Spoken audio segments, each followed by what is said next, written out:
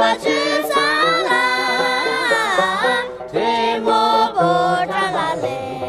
솔라이게 바사 솔라